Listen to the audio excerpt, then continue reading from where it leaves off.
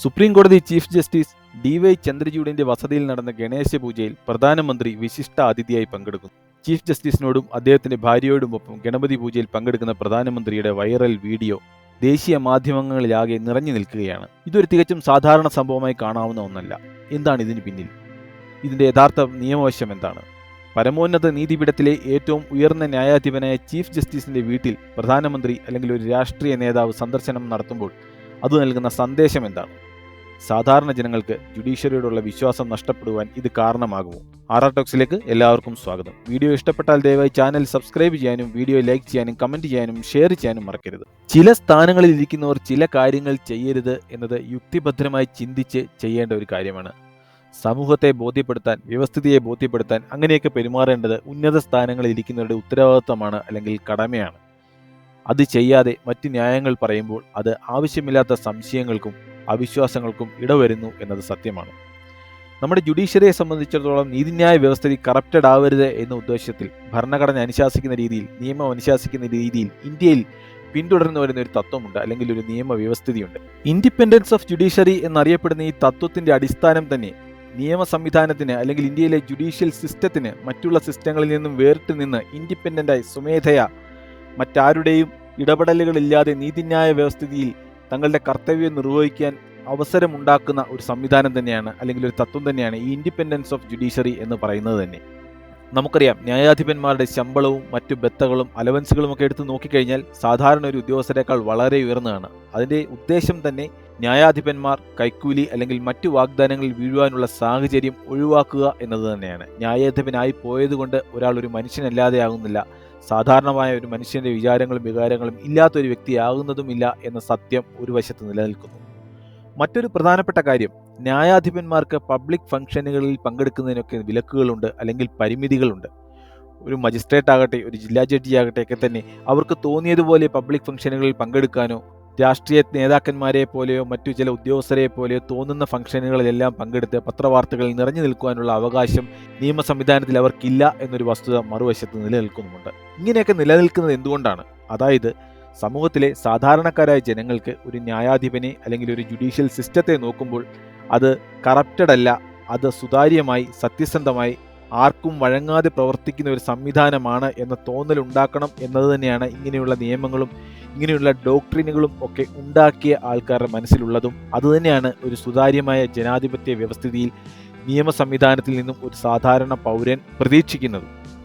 എന്നാൽ ഇവിടെ നമ്മുടെ നീതിന്യായ വ്യവസ്ഥയുടെ തലതൊട്ടപ്പനായ chief justice of India Indian പ്രധാനമന്ത്രിയെ തന്റെ സ്വകാര്യമായ ചടങ്ങിലേക്ക് വിളിച്ചിരിക്കുകയാണ്. ഓർക്കണം, ഇത് സുപ്രീം കോടതിയോ അല്ലെങ്കിൽ ബാർ കൗൺസിലോ അല്ലെങ്കിൽ സുപ്രീം കോടതി ബാർ അസോസിയേഷനോ നടത്തിയ ഒരു ചടങ്ങല്ല, മറിച്ച് സുപ്രീം കോടതി ജഡ്ജിയുടെ ഭവനത്തിൽ നടന്ന ഒരു സ്വകാര്യ ചടങ്ങാണ്. അങ്ങനെയുള്ള ചടങ്ങിൽ ഇന്ത്യൻ പ്രധാനമന്ത്രി വരുമ്പോൾ തികച്ചും ആവശ്യമില്ലാത്ത ഒരു സംശയം ജനങ്ങളിൽ ഉണ്ടാകുന്നു.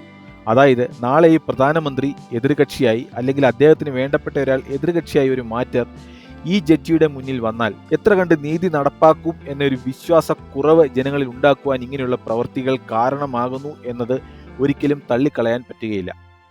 BJPയുടെ വക്താവ് വന്ന് ഇതിനു മുമ്പ് മൻമോഹൻ സിംഗ് അന്നത്തെ ചീഫ് ജസ്റ്റിസായിരുന്ന ബാലകൃഷ്ണനെ വിളിച്ചിട്ടുണ്ട് എന്നൊക്കെയുള്ള ന്യായങ്ങൾ പറയുന്നുണ്ടെങ്കിലും RR ടോക്സ് ഈ വിഷയത്തെ കാണുന്നത് അല്ലെങ്കിൽ അവലോകനം ചെയ്യുന്നത് ഒരു പ്രധാനമന്ത്രിയുടെ സൈഡിൽ നിന്നല്ല. പ്രധാനമന്ത്രി ഏത് പാർട്ടിയുടേതുമായിക്കോട്ടെ, BJPയുടേതോ കോൺഗ്രസിൻ്റെയോ അല്ലെങ്കിൽ മറ്റേതെങ്കിലും പാർട്ടിയുടെയോ പ്രധാനമന്ത്രി ആയിക്കോട്ടെ, പക്ഷേ ചീഫ് ജസ്റ്റിസിന്റെ ഭാഗത്തു നിന്ന് നോക്കുമ്പോൾ ഇത് ഒഴിവാക്കാമായിരുന്നൊരു ചടങ്ങാണ് എന്നാണ് ഒരു ഇന്ത്യൻ പൗരൻ എന്ന നിലയിൽ RR ടോക്സിന്റെ അഭിപ്രായം. നമുക്കറിയാം, നരേന്ദ്രമോദി സർക്കാർ അധികാരത്തിൽ വന്നതിന് ശേഷം ജുഡീഷ്യറിയെ വല്ലാതെ സ്വാധീനിക്കുന്നു എന്നൊക്കെയുള്ള അലിഗേഷൻസ് കണ്ടമാനം വന്നിട്ടുണ്ട്. കൂടാതെ ജസ്റ്റിസ് സദാശിവത്തെ പോലെയുള്ളവർ റിട്ടയർമെന്റിന് ശേഷം കേരള ഗവർണർ പോലെയുള്ള പദവിയിലേക്ക് വന്നതും വളരെയധികം വിമർശനങ്ങൾക്ക് വഴിതെളിച്ചിട്ടുണ്ട്. അതുകൊണ്ട് തന്നെ ജസ്റ്റിസ് DY ചന്ദ്രചൂഡ് ഈ വിഷയത്തിൽ കുറച്ചുകൂടി ശ്രദ്ധ കാണിക്കേണ്ടതായിരുന്നു. നമുക്കറിയാം, ജസ്റ്റിസ് ചന്ദ്രചൂഡിനെ സംബന്ധിച്ചുള്ള അദ്ദേഹം വളരെ നല്ലൊരു ജുഡീഷ്യൽ ഓഫീസറാണ്. വളരെ ശക്തമായ വിധികളും ന്യായമായ വിധികളും കൊണ്ട് നല്ല രീതിയിൽ പ്രശസ്തി നേടിയിട്ടുള്ളൊരു ന്യായാധിപൻ തന്നെയാണ് ശ്രീ DY ചന്ദ്രചൂഡ്. അദ്ദേഹം നടത്തിയിട്ടുള്ള ഭരണ പരിഷ്കാരങ്ങൾ ഇന്ത്യൻ നീതിന്യായ സംവിധാനത്തിന് മുതൽക്കൂട്ടാണ് എന്ന കാര്യത്തിൽ പല കാര്യങ്ങളിലും അദ്ദേഹം തെളിയിച്ചു കഴിഞ്ഞിട്ടുള്ളതുമാണ്. അങ്ങനെയൊക്കെയാണെങ്കിലും ഇങ്ങനെയുള്ള പ്രവർത്തനങ്ങൾ എവിടെയൊക്കെയോ സംശയത്തിൻ്റെ നിഴലുകൾ ഉണ്ടാക്കുന്നു എന്നത് വളരെ പ്രസക്തമായ ഒരു കാര്യമാണ്, അല്ലെങ്കിൽ ഒരു ചോദ്യമാണ്. ഒരു ന്യായാധിപൻ ഇങ്ങനെയുള്ള സന്ദേശങ്ങൾ ഇങ്ങനെയുള്ള പ്രവൃത്തികളിലൂടെ നൽകുമ്പോൾ റിട്ടയർമെന്റിന് ശേഷം എന്ത് എന്ന ചോദ്യത്തിനുള്ളൊരു സൂചനയാണ് ഇതെന്ന് രാഷ്ട്രീയ നിരീക്ഷകർ പറയുന്നതിൽ അതിശയിക്കാനില്ല, അല്ലെങ്കിൽ അതൊരു ന്യായമായ സംശയമാണ് എന്ന് പറയേണ്ടി വരുന്നു. ഒരു പ്രധാനമന്ത്രി ഒരു ന്യായാധിപനെ തൻ്റെ വസതിയിലേക്ക് വിരുന്നിന് വിളിക്കുന്നതിനേക്കാൾ ഗൗരവമാണ് ഒരു ന്യായാധിപൻ ഒരു പ്രധാനമന്ത്രിയെ അല്ലെങ്കിൽ ഒരു രാഷ്ട്രീയ നേതാവിനെ തൻ്റെ വസതിയിലേക്ക് വിളിക്കുന്നത് എന്ന വസ്തുത കൂടി ഇവിടെ പരിഗണിക്കേണ്ടതുണ്ട്.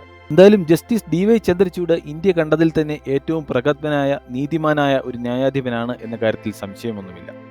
ഈ വിഷയത്തെ BJPയും കോൺഗ്രസും ഭരണപക്ഷവും പ്രതിപക്ഷവും എന്ന രീതിയിൽ രാഷ്ട്രീയമായി വിമർശനങ്ങൾക്ക് വിധേയമാക്കുന്നുണ്ട് എങ്കിൽ പോലും RR ടോക്സ് ഇതിനെ ഒരു ജുഡീഷ്യൽ പോയിന്റ് ഓഫ് വ്യൂവിലാണ് കണ്ടത്. സാധാരണക്കാരായ ജനങ്ങളിൽ നീതിന്യായ വ്യവസ്ഥയ്ക്കുള്ള വിശ്വാസം നഷ്ടപ്പെടുന്നതിന് ഒരു തരിയെങ്കിലും ഇങ്ങനെയുള്ള പ്രവൃത്തികൾ കാരണമാകുമോ എന്ന ചിന്ത RR ടോക്സിൻ്റെ മനസ്സിൽ വരികയുണ്ടായി. അതുകൊണ്ട് തന്നെയാണ് ഈ വാർത്ത കണ്ടപ്പോൾ തന്നെ ഈ രീതിയിൽ ഒരു വീഡിയോ ചെയ്യുന്നതിനെക്കുറിച്ച് RR ടോക്സ് ചിന്തിച്ചത്. എന്തായാലും RR ടോക്സിൻ്റെ പ്രേക്ഷകരുടെ അഭിപ്രായത്തിൽ ഈ വിഷയത്തിൽ എന്താണ് നിങ്ങൾക്ക് പറയാനുള്ളത്? നിങ്ങളുടെ അഭിപ്രായം ദയവായി കമൻറ്റായി രേഖപ്പെടുത്തുക. വീഡിയോ ഇഷ്ടപ്പെട്ടാൽ ദയവായി ചാനൽ സബ്സ്ക്രൈബ് ചെയ്യാനും വീഡിയോ ലൈക്ക് ചെയ്യാനും കമൻറ്റ് ചെയ്യാനും ഷെയർ ചെയ്യാനും മറക്കരുത്. അടുത്ത വീഡിയോയുമായി വരുന്നതുവരെ നന്ദി, നമസ്കാരം.